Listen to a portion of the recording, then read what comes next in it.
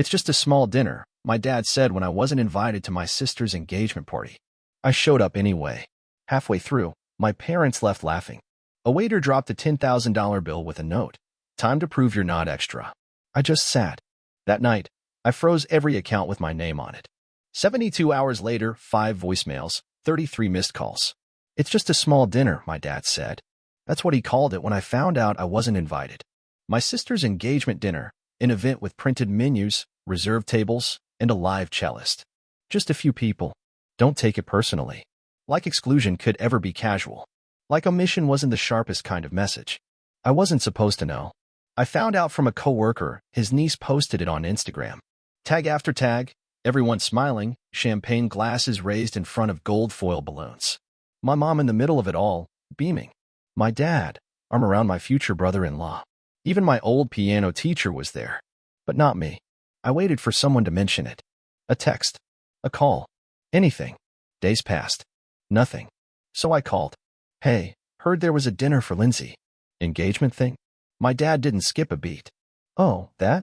It was nothing. Just a small thing. Didn't think you'd want to drive all that way for a quick bite. A quick bite. $10,000 in catering and private venue lighting. But sure, just a bite. I thanked him for letting me know. He chuckled. Next time, yeah? I hung up, smiled at my reflection in the black screen, and made a decision. I was going. Not to crash it. Not to make a scene. Just to see. I wanted to see with my own eyes how invisible I had become. I arrived during dessert. No announcement, no knock. I walked through the side entrance, quiet, unnoticed. They were midway through speeches.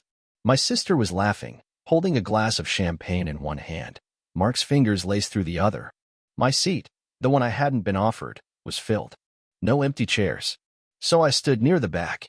A few people noticed. They nodded, awkward smiles, unsure if they'd forgotten to greet me or if they weren't supposed to see me at all. And then something happened that I still don't understand. My parents got up, mid-toast, and walked out, laughing. They didn't say goodbye, didn't acknowledge me. They just turned, brushed past me like I was a waiter with an empty tray, and disappeared through the lobby. A few minutes later, a man in black approached. A waiter. Nervous, clutching a folded bill. He handed it to me like it was a summons.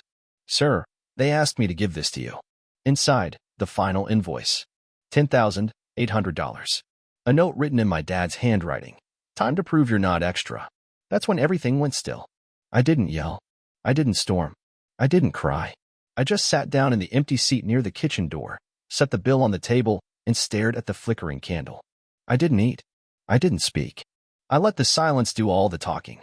That night, I went home, opened every banking portal tied to my name, and froze it all. Every card, every account, every automatic payment, transfer, allowance. Gone. I didn't even sleep. I didn't need to. By sunrise, I had already started to feel lighter. 3 days later, 5 voicemails, 33 missed calls. And I hadn't even started yet. They didn't even hesitate. That was the part that stuck with me. Not the laughter. Not the bill. Not even the note. It was how easy it was for them to hand me the invoice and walk out. Like this was the plan. Like I'd been cast in a role I didn't audition for. Provider, prop, background. And when the curtain dropped, they didn't even bother to clap. I spent the next 72 hours awake. Not spiraling. Calculating. I pulled up old banking records. Transfers. Venmo notes. Amazon receipts. Little things at first. A streaming account here. A car payment there. The engagement ring bought with my credit. Labeled discreetly as work expense. But the further back I went, the uglier it got. The backyard remodel gifted to them for their anniversary? That was me. The catering deposit for my cousin's wedding? Me again. The down payment on the beach house we all chipped in for? Spoiler. I was the all. It wasn't just recent. This wasn't new. They had been draining me for years, and I let them. Quietly. Willingly. Believing that if I just gave a little more, they'd finally let me sit at the table. But I never got a chair. I got the check. It hit me hardest when I found a folder buried in my inbox, labeled Family Fun. I clicked it. Inside were copies of vacation itineraries, party budgets, even gift registries. All tracked, all booked, all routed through my accounts. I wasn't a brother. I was an ATM with a pulse. And yet, every memory associated with those events. I wasn't in the photos. I wasn't tagged. I wasn't thanked. At my mom's birthday last year, I'd paid for a custom cake flown in from San Francisco. My name wasn't mentioned once. But my sister, who organized everything, got 3 standing toasts. At Christmas, I replaced the entire HVAC system so Grandpa Joe could breathe easier. I sat in the garage during dinner because the table was full. At my own graduation, my dad told a room full of his friends I had a decent little tech job. I had just closed a multi-million-dollar contract. But they didn't want me to look too successful. That might make them look smaller. I wasn't family. I was a feature, a subscription. And once I saw it, I couldn't unsee it.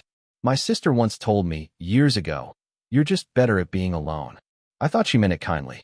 But now I know, she meant it as a convenience. If I stayed on the sidelines, they didn't have to include me. They could use me, then dismiss me. I remembered another moment. Clear as crystal. My dad had just recovered from surgery. I paid every medical bill. Every single one. At the family dinner afterward, he raised his glass and said, "To resilience, and to Lindsay, for keeping us all together." Lindsay, who hadn't even visited him in the hospital. That was the pattern. They let me fund the illusion and then gave someone else the credit. Because giving me credit would mean acknowledging my worth. And if they acknowledged my worth, they'd have to respect me. And if they respected me, they'd lose control. It wasn't malice. That's what made it worse. It was entitlement. They truly believed I existed to smooth over their failures, to keep the lights on, to foot the bill for love I was never going to get. And I let them. For decades. Because I thought love was something you earned. That if I just worked hard enough, if I just made myself useful enough, they'd see me. Really see me. But they never did. Because they never wanted to.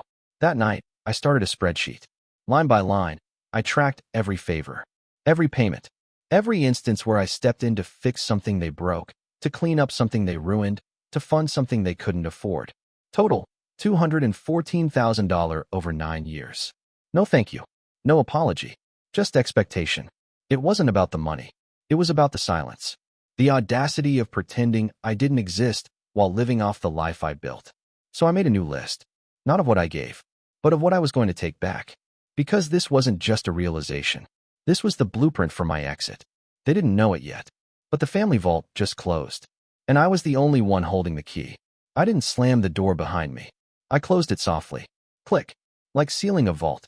That night, while the engagement dinner buzzed on Instagram, filtered, polished, packed with hollow toasts, I sat in my apartment with the lights off, one screen glowing. Spreadsheet open. Every entry was a scar I hadn't noticed bleeding. By 2 a.m., I had it mapped. Every system they used. Every thread of their life that ran through me. And I started pulling. First, the financials. They had 3 streaming services. All on my cards. I canceled every one mid-movie. No warning. Just gone. Their phones. I paid for the family plan. 5 lines. I logged into the dashboard, clicked, transfer ownership. They had 72 hours to accept. If they didn't, they'd go dark. The thermostat in their house. Smart system. My system. Installed under my company's license. I deactivated remote access. Their heat dropped to default eco mode. The Wi-Fi mesh I set up last Christmas, the same one that kept every smart device humming, paused it. Then came the door locks. Smart access, controlled through my admin login. I didn't disable them. I wasn't malicious. But I removed their backup codes. No more remote unlock. No more control. They'd wake up to a home that didn't respond. Then I went deeper. Their email server, hosted through my business suite. My parents' side gig, a little tax prep business they ran seasonally. I set up their infrastructure, gave them access to premium software, unbilled. I revoked their license. My sister's online boutique, launched through my platform, hosted on my server space. I gave her free templates, even paid the first-year domain renewal. Revoked. The moment she refreshed her admin dashboard, it was gone. Then came the mortgage. 2 years ago, they refinanced the house. Couldn't qualify on their own. I co-signed, quietly, no celebration, no public thanks. That morning, I called the lender, triggered a review, told them I wanted out. The rep remembered me because I'd fixed a back-end server issue for them during a weekend crash. Within an hour, the review was underway. They wouldn't qualify now. Not with the debt. Not with their credit. I didn't have to shut off the house. The bank would do it for me. I wasn't done. My sister once bragged about how she didn't need me for anything. You just do the back-end nerd stuff, she said. The real work is branding. Branding, huh? I logged into her email. The business one she never changed the password for. I downloaded every vendor quote, every invoice I'd paid. Then I set the autoresponder. This account has been suspended due to misuse of assets and unauthorized transactions. I CC'd her on it. 5 minutes later, 3 missed calls. Ignored. I opened my calendar. Scanned the months. Lindsay's wedding scheduled for March. Guess who booked the venue? Guess whose card was on file? Guess who signed as guarantor? I called. Calm. Courteous. Said I needed to cancel. Personal reasons. They weren't happy. But I was the signer. Policy was policy. They offered a partial refund. I took it. The wedding was now a garden party without a garden and no place to park the band. At 10:17 a.m., the first wave hit. A text from Dad. Phone's not working. Fix it. No greeting. No question. I replied, you said I was extra. Consider this a deduction.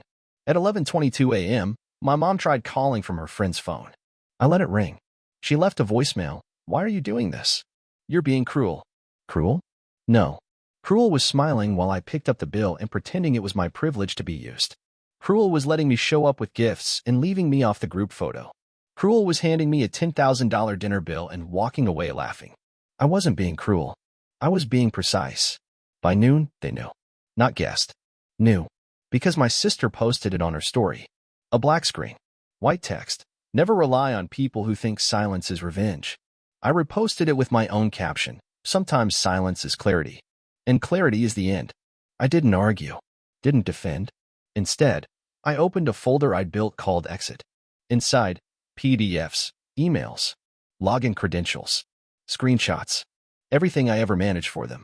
Their digital life summarized, categorized, dated. I printed it all, dropped it in a FedEx envelope, and mailed it to Grandpa Joe. He'd know what to do with it. He always knew. At 3:47 p.m., my sister called 12 times in a row. Then sent one text, did you cancel the wedding venue? I replied, you didn't invite me. I didn't reserve it for you. By sundown, my uncle texted me. He was hosting Christmas this year. Said he heard things got tense and asked if I was ready to let it go. I replied with a photo of the engagement dinner bill and the note from my father. No caption. He didn't respond. That night, I took one last step. I logged into my corporate access. My company, built from the ground up, powered 41 businesses. 2 of them? My dad's side project and my sister's boutique. They were still running back-end services through my free licenses. I clicked into each. Selected. Terminate. Clicked. Confirm. The servers didn't crash. The sites didn't implode. But they blinked. And then they went quiet. They'd need to rebuild everything from scratch. And this time, they'd have to pay. At 11:38 p.m., my dad sent me one final message. You've made your point. Don't come crawling back when you realize what you've done. I stared at it for a long time. Then typed. I didn't crawl away. I walked. And I'm not turning around. Then I blocked the number. Closed the laptop. And for the first time in my life, I felt like I wasn't in debt to anyone. I wasn't angry anymore. I was free. The silence didn't last. It never does with people like them. At first, they tried ignoring it, pretending this was just a phase, a tantrum I'd walk back from. But by day 3, reality cracked through their curated delusion. The first voicemail came from my mom. Her voice was syrupy, the kind she used on customer service reps when trying to get out of late fees. Honey, we just need to talk. This is all being blown out of proportion. Click. Next message, minutes later, no sweetness, just claws. I can't believe you would sabotage your own sister's wedding. Do you understand what you've done to this family? They were spiraling. By morning, my inbox had become a battlefield. Accusations from my dad. Guilt-drenched pleas from my sister. Even Aunt Karen chimed in from the cheap seats. Whatever happened, blood is blood. You don't just disappear. I didn't reply. They weren't reaching out to fix anything. They were trying to reset the narrative. Because if they couldn't make me the villain in public, they'd die trying to paint me one in private. Then came the escalation. At 2:11 p.m., I got a text from my mom. The electric bill bounced. Did you cancel the auto payments? I didn't answer. For minutes later, we can't live like this, Mason. We're not used to being punished for asking for help. Help? You call it help when you don't ask. You call it help when it's stolen? I stared at the text, wondering how long they'd lived in that twisted version of reality. How long they'd survived on the illusion that my silence meant consent and my money was communal. By day 5, they stopped pretending to be wounded. They turned vicious. My sister posted a carousel of wedding photos from a backup ceremony they'd thrown in someone's backyard. Captioned, "A beautiful day with the people who actually matter." The last slide? A blurry photo of me, cropped from years ago, captioned, "Some people just don't fit the moment." I didn't comment. I printed it, archived it, saved it for the lawyer. That night, my dad called from a blocked number. Left one voicemail. "You've humiliated us. I don't know what kind of man does this to his own family. You think this makes you strong? It just makes you spiteful. You've always been spiteful. Ever since you came back broken." That last line hit different. Because there it was. The real root. Not the dinner. Not the money. Not even the wedding. It was that I'd stopped being who they expected me to be the second I stopped apologizing for surviving. And then came the final act. Fabrication. A post went up on a local community board. Anonymous, but riddled with details that only someone in the family could have known. It accused me of fraud. Said I embezzled money. Claimed I'd stolen identities and misused company funds. It was cloaked in concern, wrapped in just enough truth to feel dangerous. Within hours, I got an email from a colleague. "Hey, someone's spreading weird stuff about you. Just a heads up." I knew who it was. Not Lindsay. Too impulsive. Not my mom. Too careless. It was Dad. The same man who once told me, real men protect their family no matter what. He was protecting the lie. I called my lawyer. Sent him screenshots. The voicemail. The post. He didn't even hesitate. "We're moving forward with defamation and cyber harassment." 2 hours later, I got a final group text from the family chat I hadn't opened in months. "You've destroyed us. All for what? A little self-righteous pride? You'll regret this. Families are forever. But the shame? It'll follow you." I left it unread. But I opened a new note on my phone. Typed one sentence. "They don't miss me. They miss the version of me that kept them from drowning. They don't know it yet. But that version of me? He's gone. And he's never coming back." I didn't need revenge. I just needed the truth to breathe. For years, they operated in silence, mocking me behind closed doors, rewriting every narrative, twisting every scene until I looked like the bitter one. But when you stop funding the illusion, the masks fall fast. I didn't go to war. I clarified the record. The balance didn't just shift. I stopped carrying it. Screenshots. Invoices. Voicemails. The engagement dinner bill with my father's handwritten insult. "Time to prove you're not extra." A PDF of the venue cancellation confirmation, stamped with my name. The photo of my sister's wedding cake, paid by my card, labeled "Thank you, Mason" in email, but never once mentioned aloud. I dropped it all in a secure folder. Sent it to my lawyer. And then to one more person. A journalist. Not some tabloid scavenger. A respected voice who had written once about invisible family roles and financial manipulation among adult children. Subject line: "You wanted a case study?" She responded in 15 minutes. The article dropped 3 days later. It wasn't vindictive. It wasn't dramatic. It was clinical. Clear. Unflinching. It told the story of a man erased in plain sight. Of the child who paid for everything and got nothing. Of the family that laughed while holding out their hands. It never mentioned names. But those who needed to know? They knew. And the reaction was wildfire. DMs from strangers. Comments. Messages from people who said, "This is my life too." Even my cousin Ellie texted me. Finally. Someone said it. That same night, my mom called 37 times. No answer. Then she left one voicemail. Whispers. Sobbing. "I don't understand why you'd want to hurt us like this." Hurt you? You were fine when I was bleeding out in silence. You only started crying when the lights came on. My sister posted a response. A wall of text, filled with buzzwords. Trauma, forgiveness, miscommunication, boundaries. She claimed I was exaggerating personal events to gain sympathy from strangers. She ended it with, "We love him, but we can't support his version of the truth." I replied with one photo. The bill. The note. $10,000. "Time to prove you're not extra." No caption. No filter. Just reality. 2 hours later, my dad texted, "Are you proud of this? You made us into monsters." I stared at the message. And finally replied, "I didn't make you into anything. I just stopped hiding what you already were." That was the shift. The balance didn't just tip. It snapped. And for the first time in my life, the weight was no longer on my shoulders. It was on theirs, where it always belonged. They came to my door like ghosts. Not angry. Not screaming. Worse. Polite. Like nothing ever happened. My mom wore that same expression she used at funerals. eyes damp, but makeup intact. My dad stood behind her, hands folded. Jaw set like he was bracing for applause after a tragedy he caused. And my sister, she didn't come inside. She stood at the edge of the driveway, arms crossed like a teenager who'd been made to apologize. Maya opened the door. Didn't invite them in. Didn't have to. I was already standing in the hallway, watching, waiting. My mom started first, like she'd rehearsed every word. We just wanted to talk, to explain, to clear the air. I didn't move. She kept going. Said they'd been under pressure, that things had spiraled, that they didn't know how much I was doing and never meant to make me feel excluded. Then the punchline. We're family. That word again. The same one they used when they wanted something. I stepped into the light. Looked at them. Looked at the woman who gave my seat away for hardwood flooring discounts.